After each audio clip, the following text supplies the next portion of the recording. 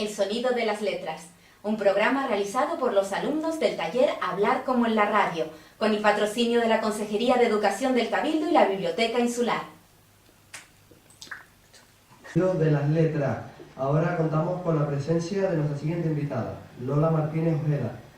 Madre, maestra, escritora, periodista. Vaya Lola, veo que tienes una trayectoria bastante dilatada.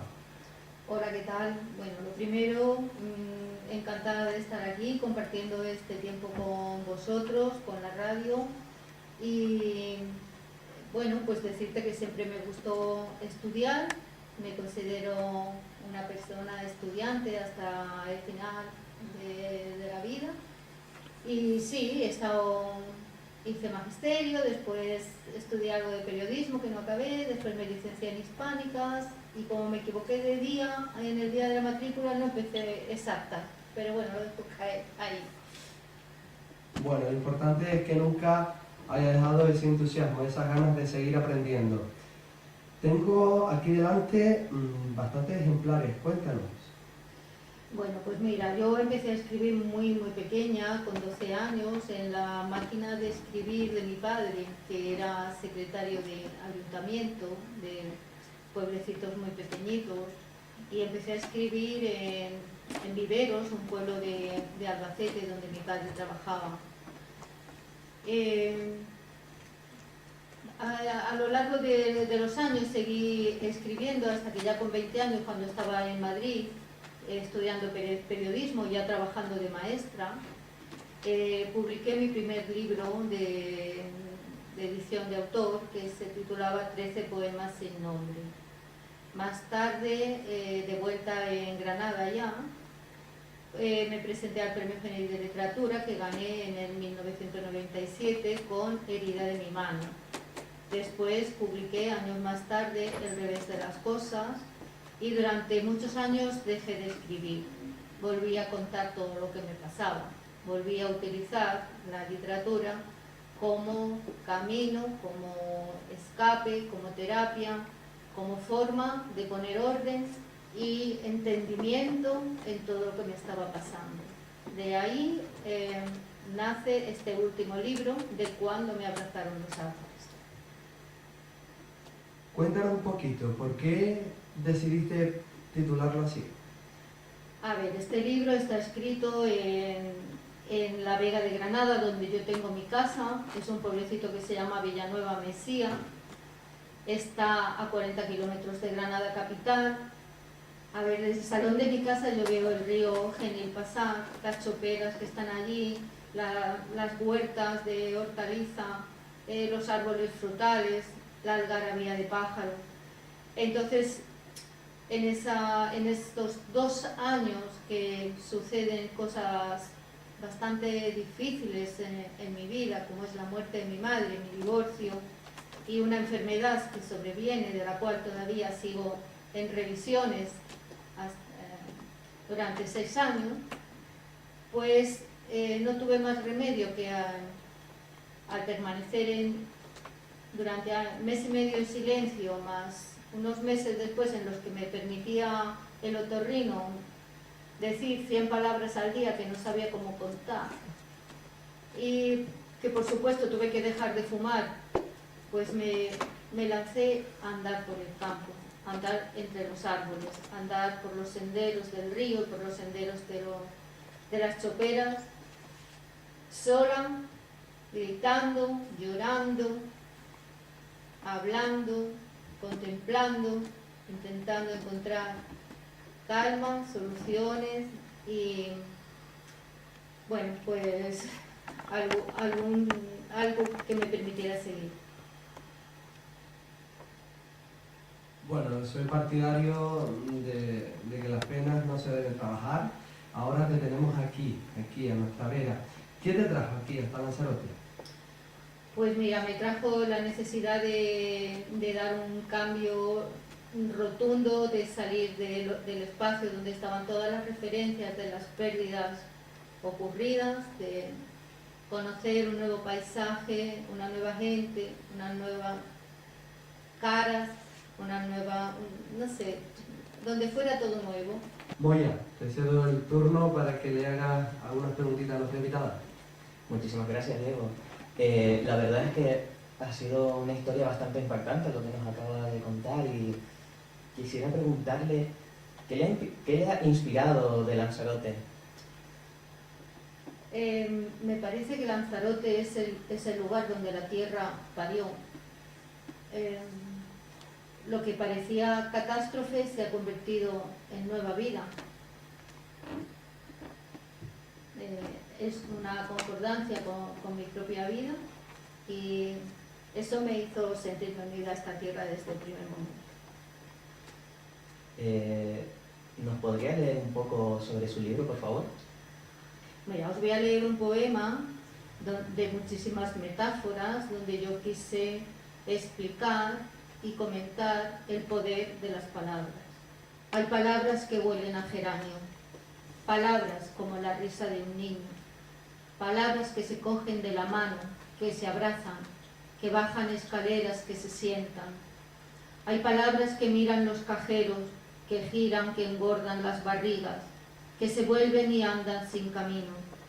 Hay palabras que son solo murmullo y nacidas son muertas y silencios. Hay palabras que te cruzan de lado, que te arrojan al suelo de los pozos oscuros, y palabras que deshacen el último clavo, palabras que despeñan gorriones enmarcados. Hay palabras que cosen los botones, que se abrochan al alma, palabras que tropiezan, que caen ante tus ojos, falsedades sin ondas.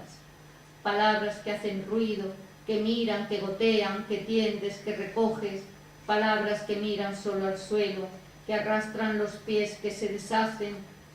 Hay palabras florero que decoran estancias, palabras que quieren ser hogar, tostadas con café, con mermelada limpia, y son baratijas del alma, sobras de otros días.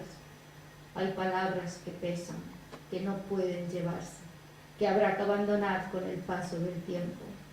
Y hay palabras piedra y palabras hielo, que queman los instantes con ráfagas de fuego y ennegrecen las bocas y las lenguas vibrantes y hacen morir y mueren y en su propia soberbia se consumen.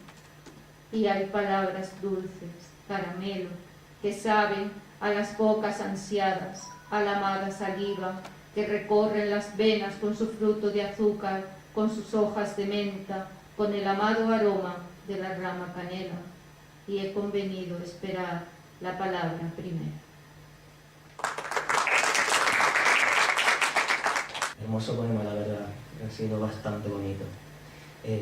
También le quería preguntar de que se nota que usted tiene dominio en la palabra. ¿Usted estudió filología? Sí, estudio filología hispánica y magisterio, pero he leído mucho. Creo que el vocabulario te lo da la lectura.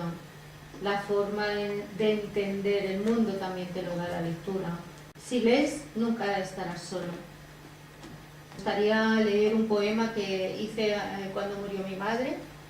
Ahora que mi madre ya es polvo de estrellas y espera el cataclismo que nos espera a todos, la fusión con Andrómeda, la explosión de la luz, la destrucción del mundo y todos sus recuerdos. Ahora que mi madre ya es polvo de estrellas y yo he adquirido ese último rango, la posición primera en la carrera a la tumba. Cuánta voluntad para vivir los días, hacer creer a todos que el sentido persiste, que hay una razón poderosa y ancestra, que merece la pena levantarse temprano, hacer las mismas cosas, pensar siempre lo mismo, no vaya a ser que el viento cambie y desvaríe. Continuar aquí porque la vida se impone, llamar al hijo al orden, explicarle el futuro, convencerle de amar también este regalo y tantas otras cosas que aborrezco decir. Ahora que mi madre ya es polvo de estrellas, yo también lo soy, y esa certeza ha cambiado el mundo a la misma hora en que el reloj heredado de mi madre da a las 12 en punto y he de irme a dormir. Escuchando esas letras, Lola, se me viene a la cabeza, ¿echa en falta, ahora mismo aquí, en este mismo momento, algo de su tierra? Lo he hecho todo en falta de mi tierra, pero hago caso a una amiga que quiero mucho, que me dice, si no eres feliz con lo que tienes, no serás feliz con lo que te falta. ¿Tiene algún escrito que hable un poco sobre la tierra donde usted venga? Os pongo un poco en situación. Estoy caminando entre choperas que tienen turnos de riego. La comunidad de regantes hace turnos de riego que duran que están mañana, tarde y noche. Entonces siempre encuentras alguna chopera que está regada y que está inundada de agua.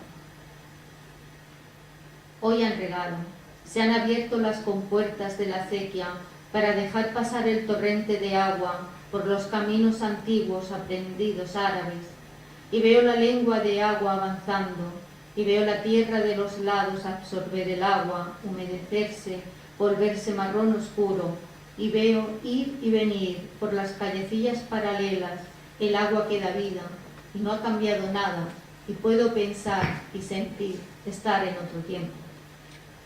Una amapola solitaria se refleja en un pequeño charco del valle.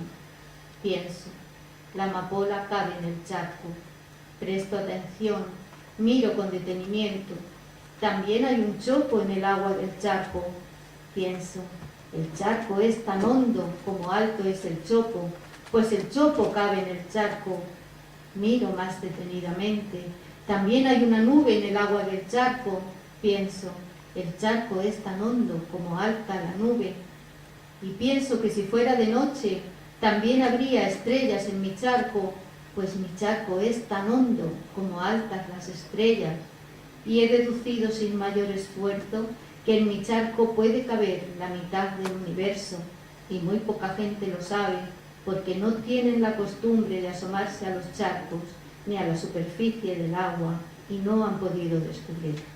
Muchísimas gracias, Lola Martínez Ojeda, por haber tomado bien asistir aquí con nosotros y bueno, darnos esas pinceladitas de tu nuevo libro.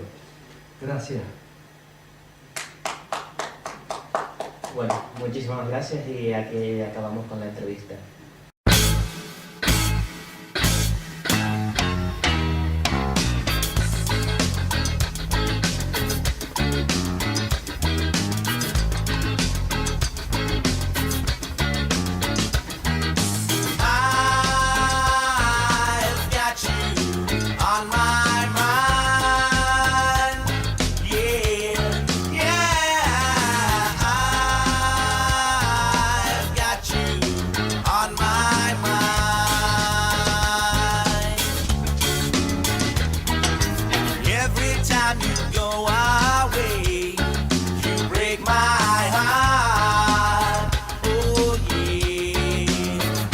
Sigan en sintonía con el sonido de las palabras. Qué difícil, muy bien, muy bien. Bueno, fantástico.